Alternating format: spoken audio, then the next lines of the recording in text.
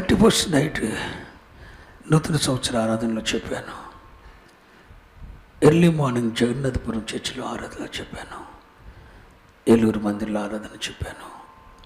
అదే మాట ఇప్పుడు చెప్తున్నాను. ఇప్పుడు రుజువుగా వాక్యాన్ని ముందు పెట్టి చూపిస్తున్నాను. యోసేపు మీదకు వచ్చిన దీవెన జరిగిపోయిన కాలములోనూ పనిచేసింది.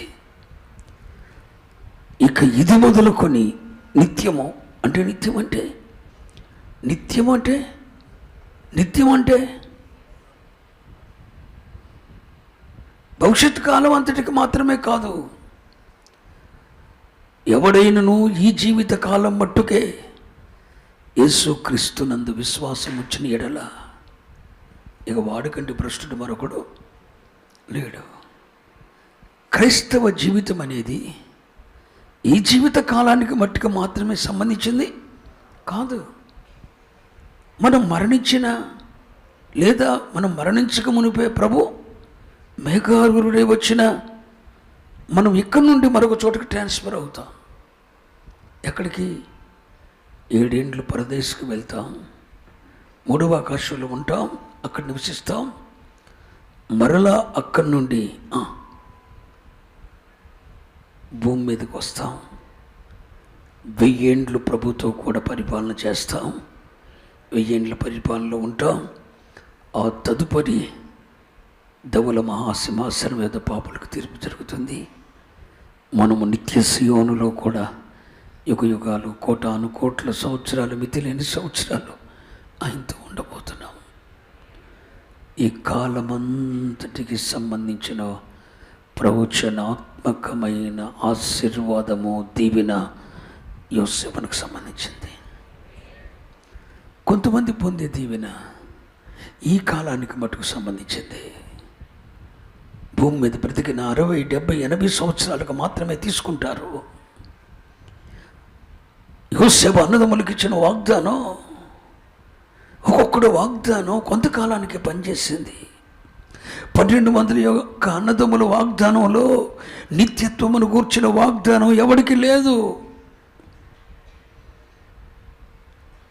పురాతన పర్వతములు జరిగిపోయిన భూతకాలాన్ని చూపిస్తుంది. అది నిత్య పర్వతం అనేది చిరకాలం ఉండే కాలాన్ని, నిత్య అనేది చిరకాలాన్ని చూపిస్తుంది. పురాతనని జరిగిపోయింది కాలాన్ని చూపిస్తుంది.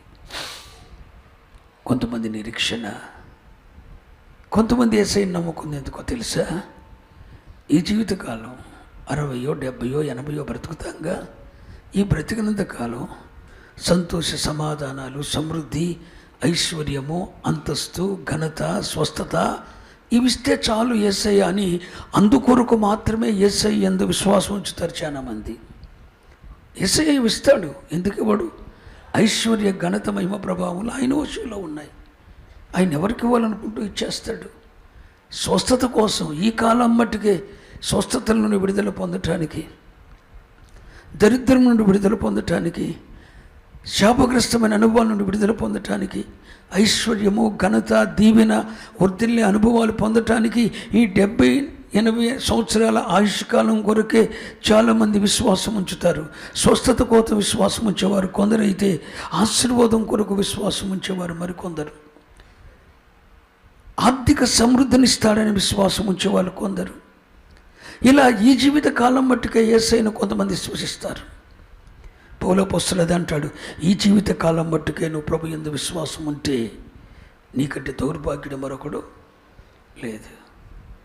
కానీ క్రైస్తవుని నిరీక్షణ ఈ 70, 80 సంవత్సరాల కొరకు మాత్రమే కాదు, భవిష్యత్ కాలానికి సంబంధించింది, నిత్య కాలానికి సంబంధించింది.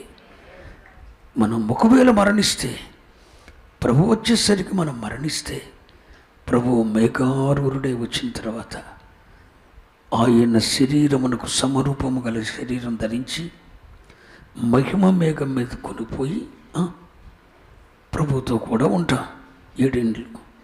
ఆ 7 ఏండ్ల పెండ్లి విందు అయిన తర్వాత మరలా గగనము చీల్చుకొని వివిధ దూతలతో ప్రభు భూమి మీదకు వస్తాడు. భూమి మీదనే 1000 ఏండ్ల రాజ్య పరిపాలన ఆరంభిస్తారు. ఆ 1000 ఏళ్ళ రాజ్యపాలనలో మనమందరము రాజులైన యాజక సమూహంగా ఉంటాం. మనమే మన ప్రభువుతో కూడా నిలిచి ఈ భూమిని 1000 ఏళ్ళు పరిపాలించబోతున్నాం. ఆ 1000 ఏళ్ళ పాలన అయిన తర్వాత మనమందరము నిత్య మహిమలోకి వెళ్ళిపోతున్నాం.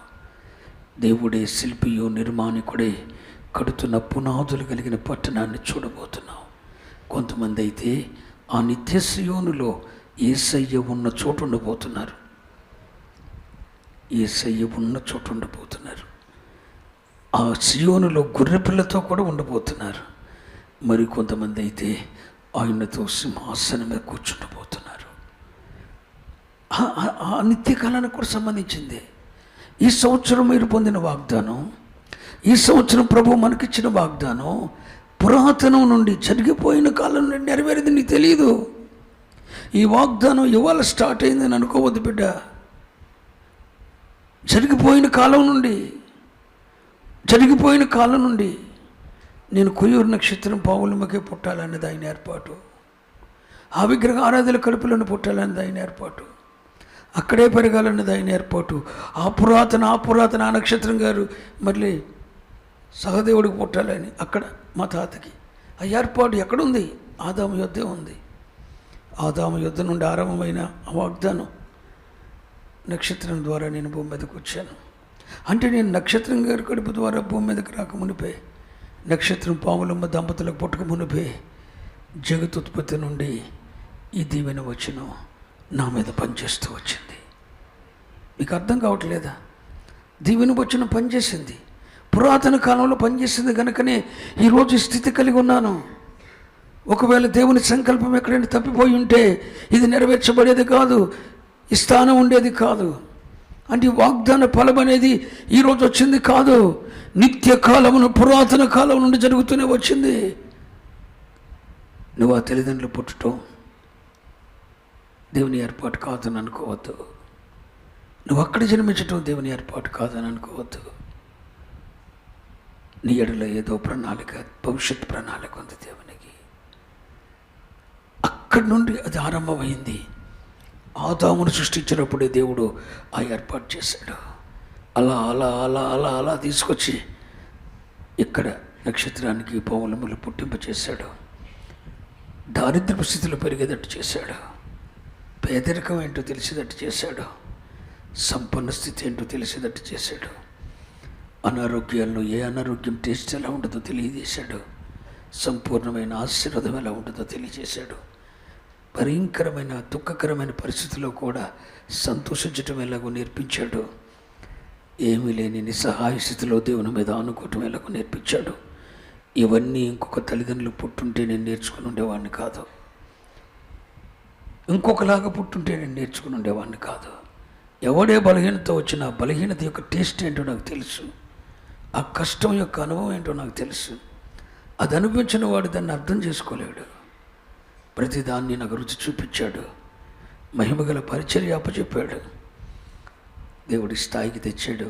ఈరోజు అంటాడు, ఒరే సాల్మన్, ఈరోజు నువ్వు పొందిన ఈ వాగ్దానం చదువుతుంటే 2000 సంవత్సరం నాకు గుర్తొస్తుంది. 2000 సంవత్సరం నాకు గుర్తొస్తుంది. డానీ బాస్టర్ గారిని అడిగి చూడండి. ఆరంభంలో నాతో ఉన్నవాడు. నేను ఒక వాగ్దానాన్ని ఎత్తిపట్టి ప్రార్థన చేసేవాడిని.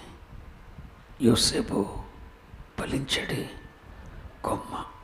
డానీ, డేవిడ్ కోటి మన వాగ్దానం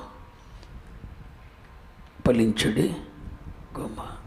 జాను లూద్రాజు ప్రభాకు చెప్తుండేవాడిని, మన వాగ్దానం ఫలించడి కొమ్మ. ఆ రోజు నాకు అర్థం అవ్వలేదండి. ఫలించడు కొమ్మ అంటే అంటూ ఆ రోజు ఎటు చెప్పి వచ్చాను ప్రసంగం నాకు అర్థం అవ్వదు. 2000 సంవత్సరంలో ఈ వర్తమానం ఎలా చెప్పానో నాకు తెలియదు.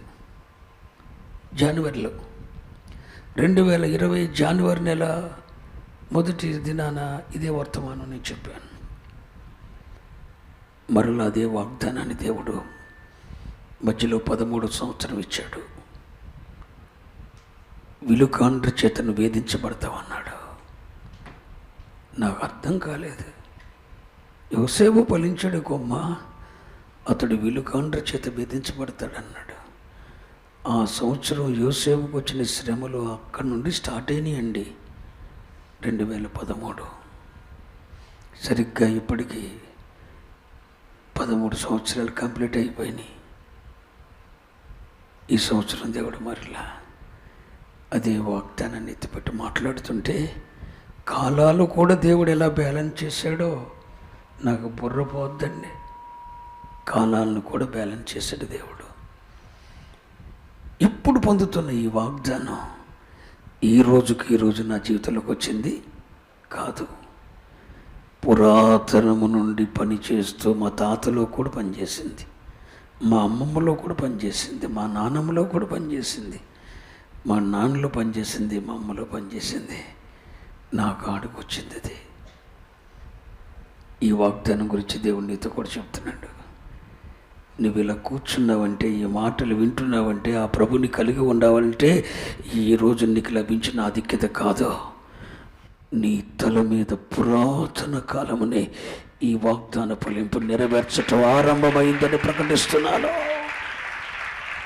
పురాతన పర్వతాల్లోనే ఆరంభమైంది.